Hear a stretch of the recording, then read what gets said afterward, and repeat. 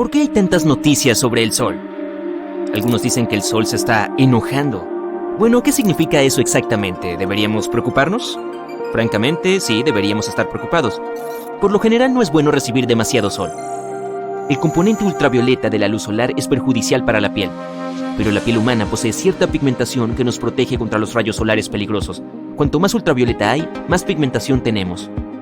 Los grandes sombreros y, por supuesto, las cremas con un alto factor de protección solar sin aceite también ayudan, en especial a las personas de piel clara. Pero, ¿qué va a suceder en nuestro planeta? Primero, saquemos una estimación de cuán enojado es probable que se ponga el Sol. El Sol generalmente pasa por un ciclo activo-calmo-activo cada 22 años, con altibajos que ocurren cada 11 años. ¿Por qué sucede eso? Nadie lo sabe, simplemente sucede. Probablemente haya una razón, pero los científicos aún no la han descubierto. Saben que con cada ciclo, el Sol invierte sus polos magnéticos. Eso en sí mismo es bastante asombroso, especialmente cuando consideras que la Tierra no ha invertido sus polos magnéticos en 600.000 años.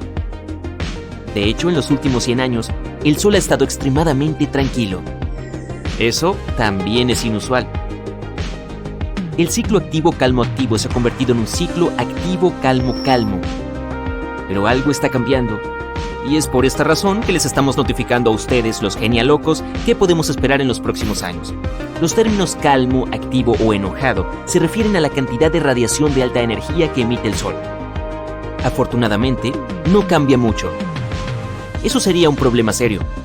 Si el Sol se atenuara un 6% o aumentara su brillo, la Tierra se congelaría o se freiría. Observar las manchas solares es la forma más fácil de medir la actividad del Sol. Cuantas más manchas solares sean visibles, más activo estará el Sol. Un gráfico conocido como el diafragma de la mariposa rastrea el patrón de 11 años de actividad de las manchas solares.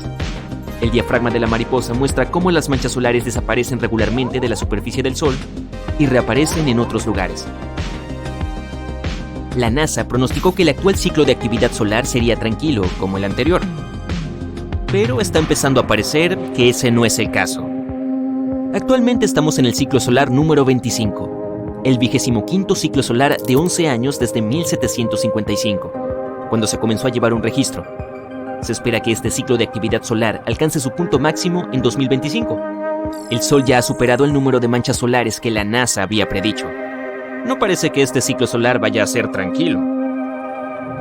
Parece que vamos a tener una radiación solar muy activa en la Tierra durante los próximos años. A principios de febrero de 2022, 40 de los 49 satélites de comunicaciones de SpaceX en órbita sobre la atmósfera fueron destruidos por una explosión en el Sol.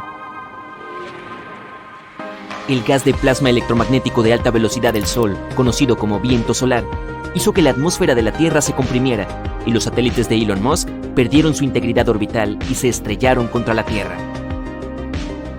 Las manchas solares parecen manchas oscuras en el Sol, pero no son oscuras, simplemente no son tan brillantes como el resto de la superficie. Para tener una mejor idea, toma una bombilla encendida de 25 vatios y sosténla frente a una bombilla encendida de 100 vatios. La bombilla de 25 vatios lucirá oscura. Eso sucede con las manchas solares. Las manchas solares en la superficie del Sol casi siempre vienen en pares. Eso se debe a que son tormentas magnéticas en el gas de plasma del Sol. Una mancha solar es magnéticamente positiva y la otra es magnéticamente negativa. Entre las dos, que pueden ser mucho más grandes que la Tierra misma, fluye una corriente eléctrica que lleva consigo un arco de gas ionizado. Y las erupciones solares son otra cosa que debería preocuparnos. Son poderosas explosiones electromagnéticas en el Sol asociadas con las manchas solares. A medida que el gas de plasma supercaliente se agita y gira, también giran las líneas del campo magnético en las manchas solares. Cuando estas líneas se rompen, una poderosa explosión libera rayos X y radiación gamma a la velocidad de la luz. También se liberan gases visibles. Las erupciones solares tienen un sistema de clasificación según su potencia. Las de clase X son las más peligrosas. Este tipo de erupción solar puede causar apagones de radio en toda la Tierra y dañar satélites, afectar a los astronautas en órbita e incluso a los pasajeros en aviones de gran altitud. Las erupciones solares de clase M causan auroras espectaculares en los polos norte y sur de la Tierra, mientras que las de clase C casi no tienen efecto en nuestro planeta. Pero las erupciones solares no son las mayores explosiones del Sol. Las CME, que significa eyección de masa coronal, son mucho más grandes que las erupciones solares y más peligrosas cuando se dirigen hacia nosotros. Como su nombre lo indica, las eyecciones de masa coronal son explosiones que se originan en la corona del Sol. Lanzan millones de toneladas de gases ionizados calientes hacia el exterior desde la corona. La corona es la capa de gas delgado y brillante que hay alrededor de la superficie del Sol.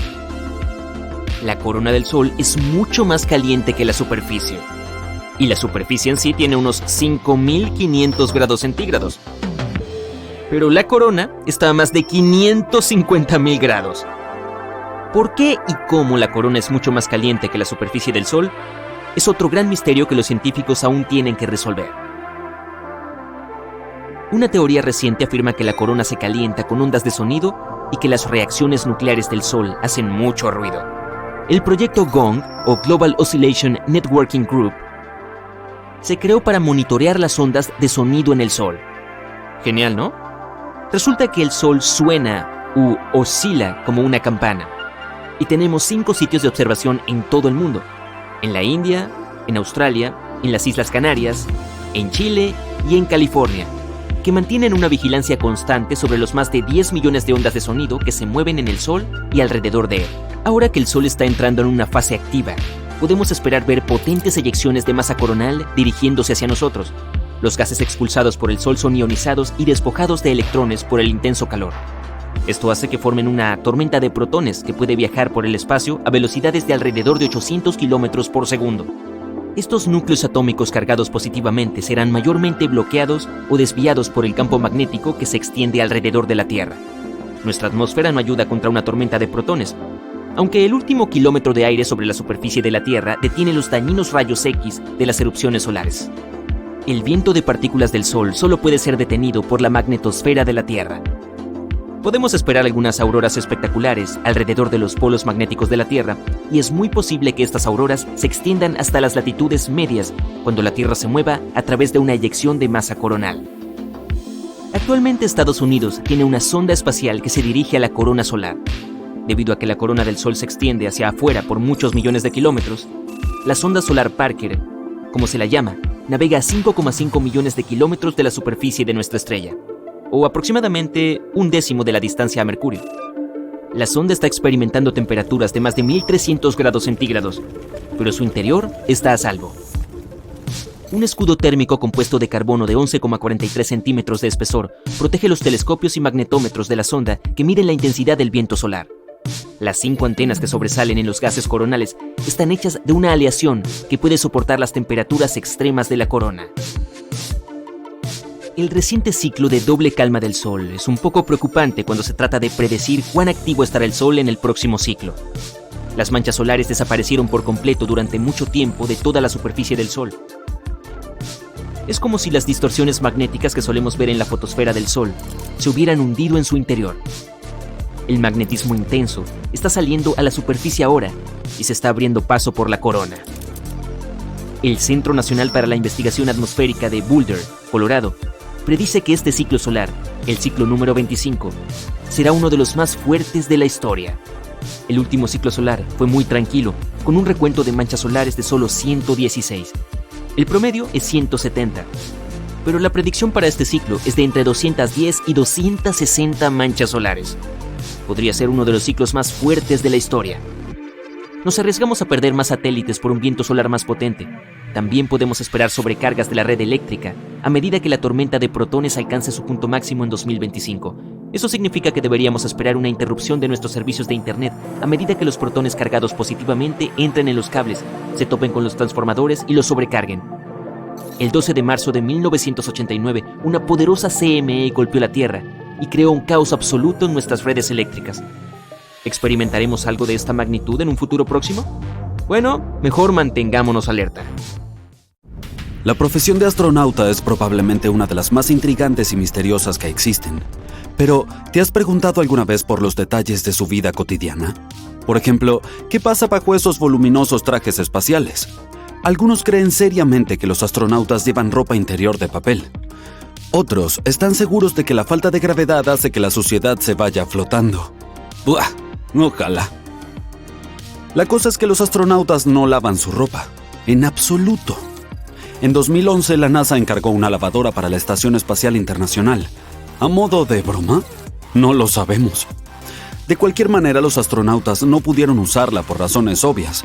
Llevar agua a la EEI solo para lavar la ropa suena escandaloso y súper costoso. Así que ellos solo pudieron soñar con sábanas y otras cosas recién lavadas. En su lugar, se envía ropa limpia a la estación desde la Tierra, como cualquier otro suministro. Aunque desgraciadamente no ocurre muy a menudo, ya que el precio de lanzar literalmente cualquier cosa al espacio es exorbitante. Así pues, los astronautas tienen que llevar la ropa puesta durante mucho más tiempo del que lo harían en la Tierra. Lo único que mejora un poco esta situación es que estos tienden a perder parte de su sentido del olfato en el espacio. Al ser entrevistados, algunos admitieron haber llevado, por ejemplo, el mismo pantalón corto durante meses y haberse cambiado de ropa interior solo una vez cada 3 o 4 días.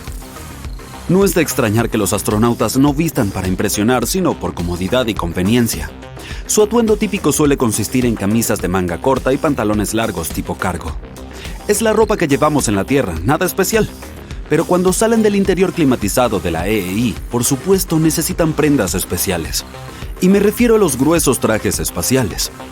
Protegen a los astronautas de oscilaciones de temperaturas que van desde los 121 grados Celsius bajo el sol hasta los 156 grados Celsius bajo cero a la sombra. Pero incluso con toda esta protección y los tubos de refrigeración que evacúan el calor corporal, las caminatas espaciales suelen hacer sudar a los astronautas. Llevar un EVA que se utiliza para las actividades extravehiculares puede significar horas de duro trabajo. Y no hay que olvidar que los astronautas suelen llevar capas para mantenerse calientes y presurizados. Y estas incluyen una prenda interior ajustada que se asemeja a la ropa interior larga.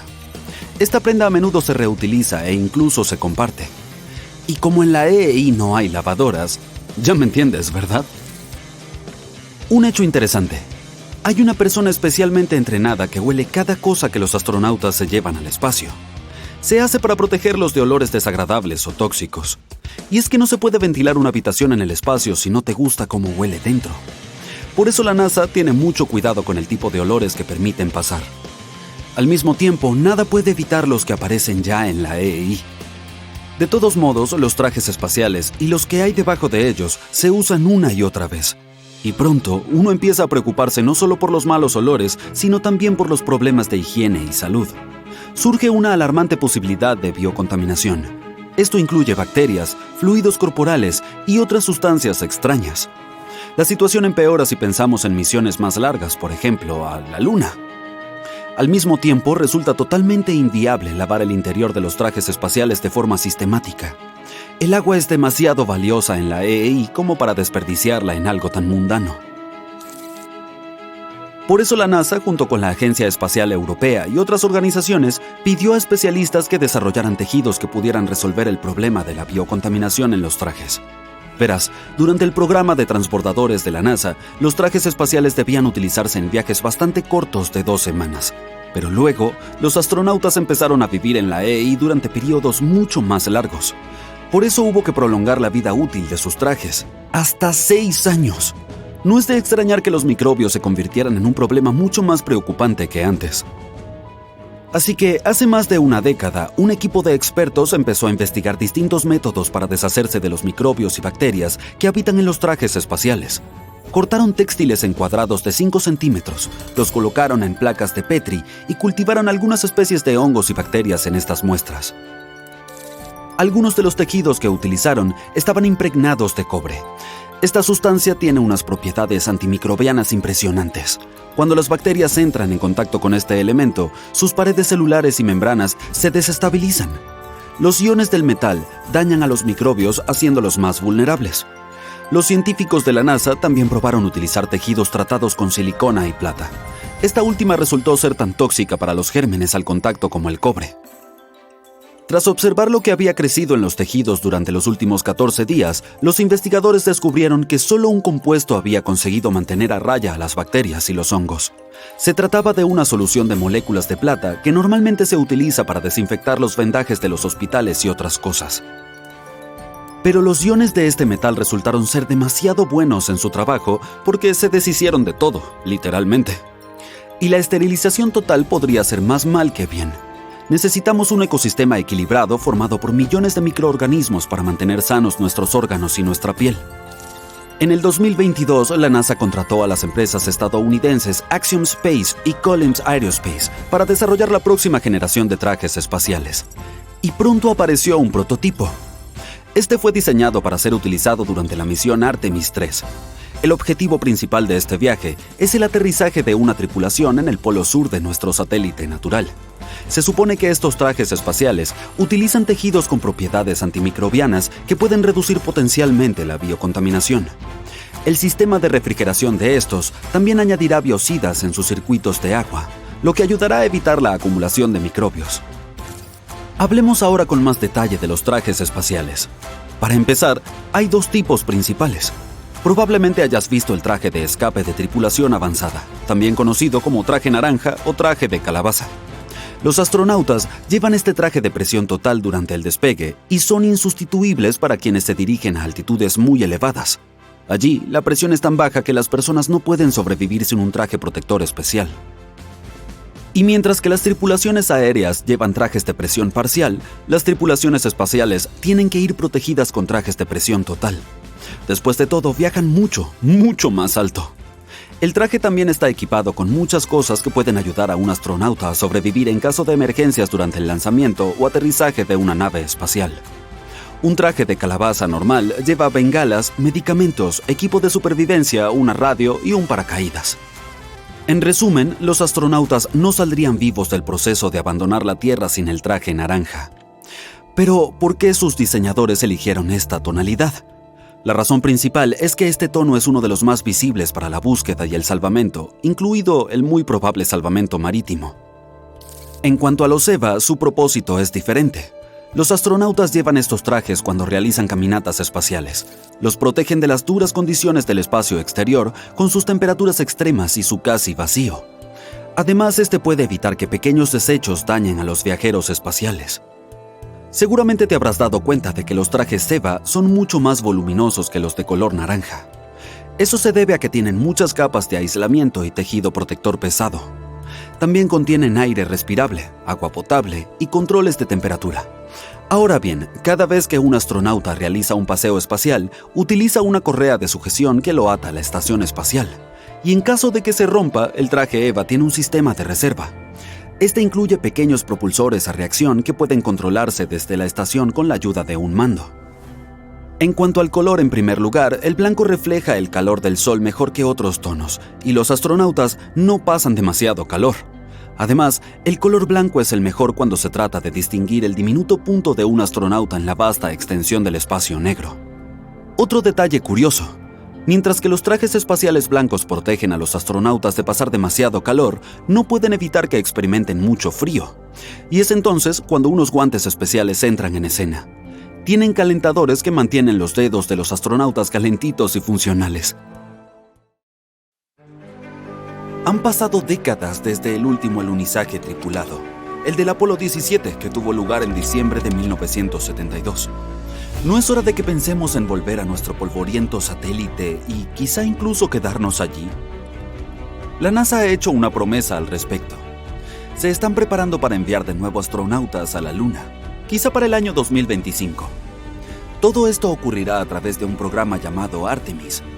También va a incluir a la primera mujer que camine sobre la superficie lunar. Te preguntarás, ¿por qué no lo hemos hecho ya?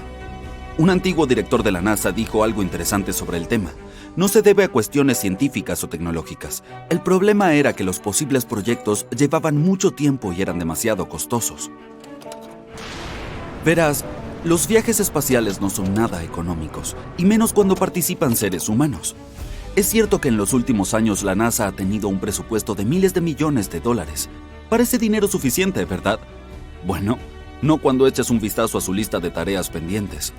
Y es que incluye demasiadas cosas, desde telescopios y proyectos de cohetes gigantes hasta misiones dirigidas al Sol, a Júpiter, a Marte y más allá.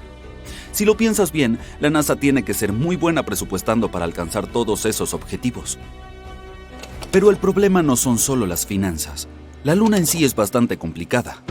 Plantea peligros reales que no pueden tomarse a la ligera. Para empezar, su superficie está llena de cráteres y rocas sobre los que no es fácil alunizar. Además, está el polvo lunar o regolito, si prefieres llamarlo por su nombre científico. Se formó a lo largo de muchos años por el impacto de los meteoritos. Es extremadamente duro y se pega a todo. Puede dañar rápidamente los trajes espaciales, los vehículos y los sistemas. Además, tratar con el hábitat lunar no es un paseo en el parque. La Luna no tiene una atmósfera protectora. Esto significa que durante 14 días seguidos, la superficie lunar se enfrenta a los duros rayos del Sol. A ese periodo le siguen otras 2 semanas de oscuridad total. Todos estos cambios crean temperaturas extremas a las que los humanos no estamos acostumbrados. Hay soluciones, no te preocupes. La NASA está trabajando en vehículos y trajes espaciales resistentes al polvo y al sol. Incluso están desarrollando un sistema que podría suministrar electricidad durante las noches lunares. Lo más interesante de este sistema es que también podría ser útil en Marte cuando lleguemos allí. La NASA también necesita atraer a personas realmente capaces para sus proyectos. La edad media de la gente que trabajaba en el control de misión del Apolo 13 era solo de 26 años. Además, estas personas ya habían participado en numerosas misiones, lo que significa que tenían una experiencia considerable desde muy jóvenes. Pero aquí es donde otros individuos también pueden ayudar. En los últimos años, no solo la NASA ha trabajado incansablemente para revolucionar los viajes espaciales. Hay mucha gente en el mundo con recursos suficientes para unirse a estos esfuerzos. Algunos están desarrollando nuevos tipos de cohetes que también pueden llegar a la Luna. En total, la NASA hizo aterrizar a 12 personas en nuestro satélite. Fue sin duda uno de los momentos más impresionantes de su historia, si no el mejor. Y estos astronautas hicieron cosas increíbles allí arriba. Trajeron rocas, tomaron instantáneas, realizaron experimentos científicos e incluso dejaron banderas. Todos esos fueron momentos importantes de la misión Apolo, pero no pretendían crear un lugar seguro para los humanos en la Luna. Los científicos llevan mucho tiempo pensando en construir una estación espacial lunar. Al fin y al cabo, solo hay 3 días de viaje desde la Tierra. Eso significa que, técnicamente, podemos permitirnos cometer pequeños errores sin echar a perder todo el proyecto. Además, aprenderíamos mucho antes de aventurarnos aún más en el espacio. Una base lunar podría proporcionar combustible para misiones en el espacio profundo. También allí podríamos construir telescopios y lanzarlos mucho más fácilmente al espacio. O podría ayudarnos en otro proyecto importante, averiguar cómo hacer habitable Marte. Por no hablar de que una estación espacial lunar nos ayudaría a conocer mejor el origen del satélite. Y quién sabe, hasta podría generar dinero gracias al turismo lunar, tan divertido y emocionante. En cualquier caso, el programa lunar Apolo requirió mucho trabajo. Para empezar, hay que tener en cuenta el número de personas implicadas. Unas 400,000 procedentes de todos los rincones de Estados Unidos. No todo fue perfecto. Hubo 2 acontecimientos desafortunados. En primer lugar, un incendio en la plataforma de lanzamiento del Apolo 1. En segundo lugar, un tanque de oxígeno decidió hacer un berrinche en el Apolo 13 y causó graves problemas a mitad de la misión. Una parte importante del proyecto fue Saturno 5. Al día de hoy, es el cohete más potente que ha volado con éxito, con 36 pisos de altura. ¿Todavía te cuesta imaginártelo? Tenía el doble de altura que las cataratas del Niágara. Gracias al Saturno 5, la NASA realizó con éxito 13 misiones. Entre ellas, la de llevar a 24 astronautas a la Luna, de los cuales la mitad llegó a dar un pequeño paseo por su superficie. Los cohetes y transbordadores espaciales existentes no pueden ir más allá de la órbita terrestre baja. En términos más sencillos, no pueden llegar a la Luna con todos los aparatos que los astronautas necesitan. Los vehículos espaciales actuales no son capaces de llevar esa carga, al menos desde que se produjeron las misiones Apolo. En cualquier caso, hemos progresado mucho en la Tierra y estamos listos para enviar astronautas a nuestro satélite muy pronto. Aquí es donde interviene el proyecto Artemis. Es un programa supervisado por la NASA y, para asegurarse de que todo vaya bien, la NASA lanzó previamente Orión, una nave espacial sin tripulación a bordo para orbitar la Luna y regresar a la Tierra. Piensa en ello como una prueba de conducción automatizada. Antes de volver a enviar gente allí, tenemos que asegurarnos de que todos los aparatos funcionen correctamente. Algún día, Orión será el vehículo que volverá a llevar astronautas a la Luna. Cuenta con un sistema de aborto del lanzamiento para mantener a salvo a la tripulación en caso de que ocurra algo malo durante el lanzamiento. También tiene un módulo de servicio, que es la central eléctrica que alimenta y propulsa a Orión y mantiene vivos a los astronautas con agua, oxígeno, energía y control de temperaturas. Todos estos proyectos hacen que uno se pregunte, ¿cómo será la vida en la Luna? Por ahora solo podemos usar nuestra imaginación. Algunos dicen que viviremos en casas sacadas de un cuento de hadas, algo así como un acogedor agujero de Hobbit. Vivir bajo la Tierra en la Luna podría ser todo un reto debido a las temperaturas abrasadoras y a la falta de oxígeno. Si añadimos la amenaza de los meteoritos y la radiación incesante, no es de extrañar que no podamos caminar por la superficie. ¿Y el transporte? Grandes y pequeñas empresas intentan crear el viaje lunar ideal. Si las estimaciones actuales no fallan, un tipo de taxi lunar despegará en 2024.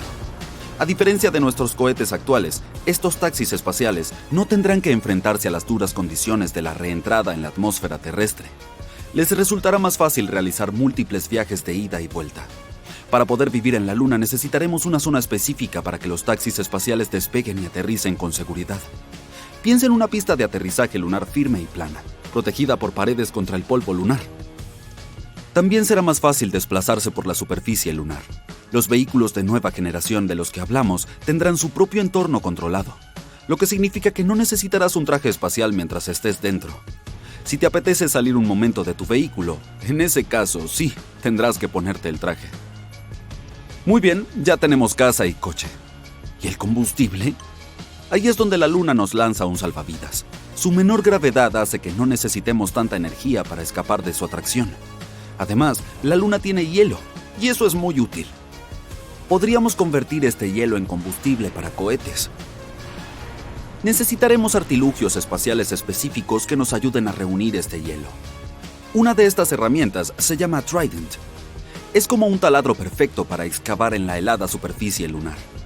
Otros robots ayudantes convertirían el hielo en combustible y lo llevarían a una gasolinera espacial. Si esto funciona, los cohetes que se dirijan a Marte podrían hacer una parada para recargar combustible antes de proseguir su viaje.